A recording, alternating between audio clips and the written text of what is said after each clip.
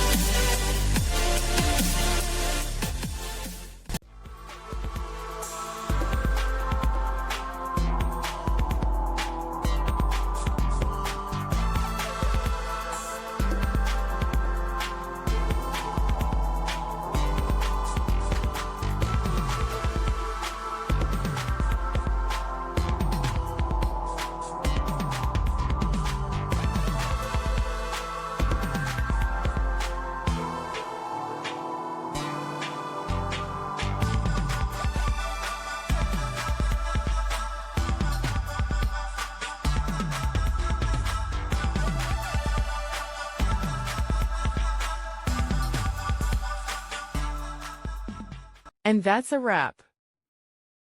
I hope you found the answer you were looking for. If you did, take a second to hit that subscribe button. It really helps out.